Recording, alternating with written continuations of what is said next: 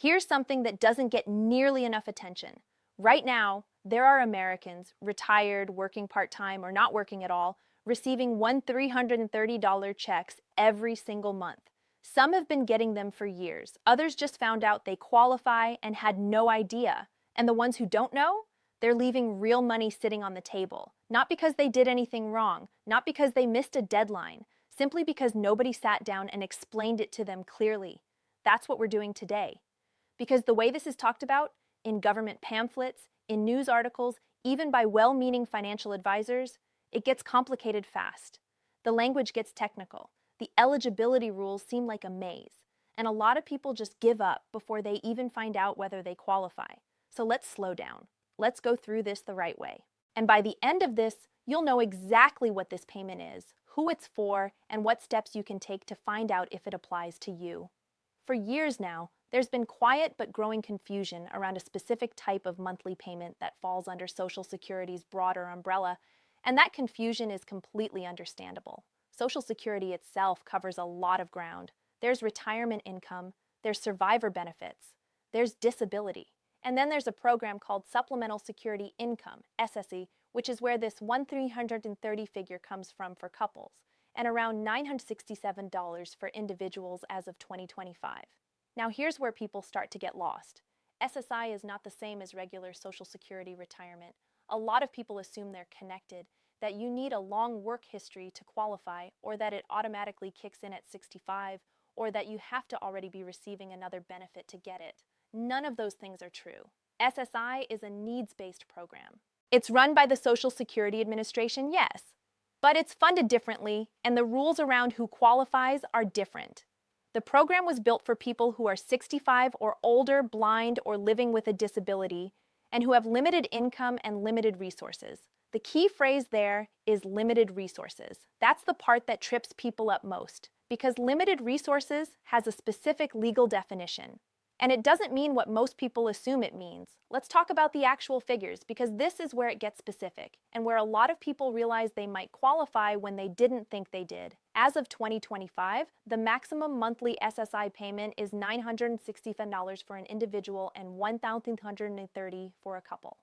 These numbers adjust slightly over time based on something called cost of living adjustments, or COLAs, the same mechanism that nudges Social Security retirement payments up each year. Now, for the resource limits, to qualify for SSI, a single person can have no more than $2,000 in what are called countable resources. For a couple, that limit is $3,000. And immediately when people hear that, they think, well, I have more than $2,000 in my savings account. I don't qualify. But here's what they don't tell you clearly enough, and this is genuinely important. Not everything you own counts as a resource. Your home, if you live in it, does not count. Your car, one car, generally does not count. Household goods, personal belongings, life insurance policies under a certain face value, burial funds set aside within limits, these are typically excluded too. So someone who owns their home outright, drives a paid-off car, and has $1,800 in a checking account might look at their situation and assume they have far too many assets to qualify. But under SSI's actual rules, they could be well within the limits. This is the gap between what people assume the rules are and what the rules actually say. And it's a gap that costs some families hundreds of dollars a month. Let's put some real faces on this, because statistics only go so far. Think about a retired woman in her early 70s. She worked on and off throughout her life, raised kids, cared for a parent, had jobs that didn't pay into Social Security consistently. Her retirement benefit, when she finally applied, came out to less than $400 a month. That's not enough to cover rent in most parts of the country, let alone food and medication. She didn't know SSI existed. Her neighbor mentioned it offhand at a community center. She applied. 6 weeks later, she was receiving an additional payment that brought her monthly income close to the federal benefit rate. Or consider a 58-year-old man who developed a serious medical condition that made it impossible to continue working. He's not yet eligible for Medicare. His savings have been draining for months. His doctor helped him apply for SSI based on his disability. These aren't rare edge cases. These are everyday situations that millions of Americans find themselves in, and the program exists specifically for them. According to the Social Security Administration, more than 7 million people currently receive SSI payments in the United States. And researchers who study benefits access consistently find that a meaningful portion of people who would qualify have never applied, often because they didn't know about it, assumed they wouldn't qualify, or found the application process too daunting to start. Here's where we need to spend some real time, because the income rules for SSI have layers to them that aren't obvious. Yes, SSI is for people with limited income, but income under SSI rules is not a simple number. The Social Security Administration doesn't just look at your paycheck or your bank deposits and decide from there. They distinguish between earned income, money you get from working, and unearned income, things like Social Security retirement benefits, pensions, or rental income, and they exclude portions of each category before counting it against you. For earned income, SSI doesn't count the first $65 you make in a month, and after that, they only count half of what remains. So if you're earning $500 a month from part-time work, the calculation isn't $500 against your limit. It's subtract $65, you're left with $435, take half of that. $217.50. That's the amount SSI actually counts as earned income for eligibility purposes. For unearned income, the first $20 of most income each month is excluded. What does this mean in practice? It means that someone receiving a small Social Security retirement benefit and doing a bit of part-time work might still be eligible for a reduced SSI payment. Not the full $967, but something. And something is meaningful when you're living on a fixed income. This is why it's worth checking, even if you think you make too much. The actual threshold is higher than most people expect once these exclusions are factored in. Now, there are genuine disqualifiers, and it's worth being honest about those too. One of the most common reasons people are denied SSI is the resource limit we talked about, but specifically resources that do count. Cash savings over $2,000, investments like stocks or bonds, a second car, a piece of property that isn't your primary home. If you have a modest investment account that's grown over the years, that could affect your eligibility. But this doesn't mean it's permanent.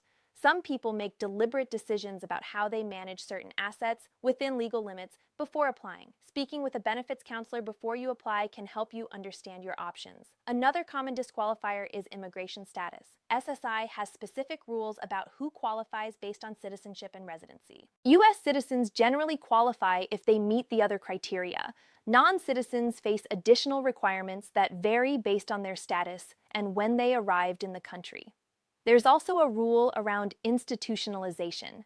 If someone is living in a facility that's paid for by Medicaid, their SSI payment may be reduced to a small personal needs allowance. And then there's what's called in-kind support. If someone else is regularly paying your rent or your groceries, SSI may count a portion of that as income and reduce your benefit accordingly. None of this is meant to discourage you. It's meant to give you a realistic picture so that when you do apply or talk to someone, you're not caught off guard. A lot of people avoid applying for SSI because they've heard it's complicated. And honestly, it can be. But knowing what to expect makes it much more manageable. You can apply in 3 ways: online at ssa.gov, by phone at 1-800-772-1213, or in person at your local Social Security office. The application itself asks for basic personal information, your Social Security number, information about your living situation, your income sources, and your resources. You'll want to gather some documents before you start: bank statements, information about any property you own, records of income, and if you're applying based on disability, medical records, and doctor contact information. The processing time varies. Some applications are decided in a few weeks. Others, especially disability-based claims, can take several months. If you're denied initially, which happens to many applicants, you have the right to appeal. And statistics consistently show that appeals, especially those handled with the help of a legal advocate, are often successful. Many areas have free legal aid organizations and benefits counselors who can walk you through the process at no cost. Your local area agency on aging is a good starting point. So is the SHIP program, the State Health Insurance Assistance Program, which helps older adults navigate benefits questions. Once approved, your payments are deposited monthly, typically on the first of the month. The Social Security Administration will set you up with direct deposit, which is the most reliable and secure method. One thing that surprises people, SSI qualification often also opens the door to Medicaid in most states. For people who don't yet have Medicare or who have coverage gaps, that's a significant additional benefit.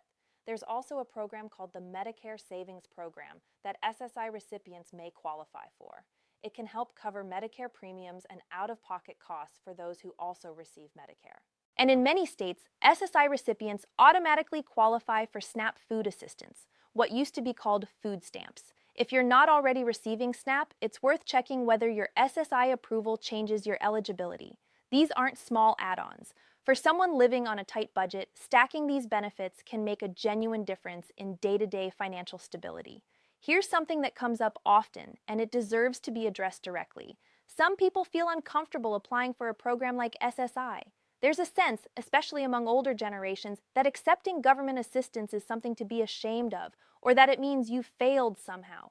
That perspective is understandable. But let's reframe it for a moment. SSI is funded through general tax revenues. It is not a handout. It is a program that was built and funded by American workers and taxpayers over decades. People like you, like your family, precisely for situations like the one you may be facing right now. You paid into a system. This system was designed to be there when you need it. Using it isn't weakness. It's what the program is there for. And consider the practical reality. If you qualify and don't apply, that money doesn't go back to people who need it more. It simply goes unspent. No one benefits from you leaving it on the table. There's a broader point worth making here. The average Social Security retirement benefit in the United States is roughly $1,900 a month as of 2025. For someone who worked full-time for decades, that might feel workable, though still tight in high-cost areas. But for people who had interrupted work histories, caregivers, part-time workers, people who worked in jobs not covered by Social Security, that average may be much lower. And the reality is that tens of millions of Americans approach retirement with less saved than recommended. In a country where healthcare costs keep rising and housing costs in many cities have become genuinely difficult to manage on a fixed income. SSI exists in that gap. It's a floor, an imperfect one because $967 a month is still a modest amount, but it's real money that can make a real difference. It's worth staying current on this because the benefit amounts change each year. The 2025 cost of living adjustment brought SSI payments to the figures we've discussed. 967s for individuals, 1 to 330 for couples. The SSA typically announces the following year's adjustment in October, so keep an eye out each fall. There's also ongoing conversation in policy circles about modernizing the SSI program, specifically raising the asset limits, which haven't been significantly updated in decades. The current $2,000 individual limit was set in 1989. Adjusted for inflation, it would be several times higher today. Whether any changes pass depends on Congress, but advocacy groups have been pushing for updates, and it's something to follow if you're close to the current limit. So here's where we land. If you're 65 or older, blind, or living with a disability, and your income is limited and your resources are modest, SSI may be available to you. The first step is simply checking. You don't have to commit to anything by looking into it. Go to ssa.gov and use their benefit eligibility screening tool. It's called BEST and it's free. It takes about 10 minutes and gives you a rough sense of whether it's worth pursuing a full application. Or call 1-800-722-1213 and speak with someone at the Social Security Administration directly.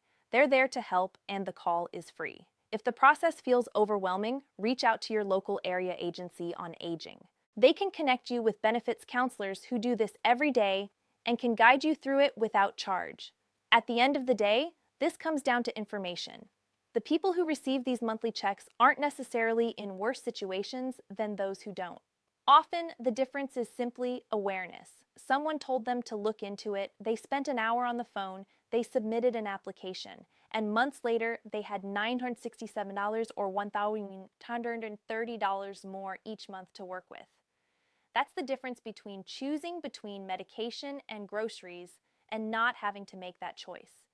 You deserve to know what's available to you. You deserve to understand the rules clearly. And you deserve to make an informed decision.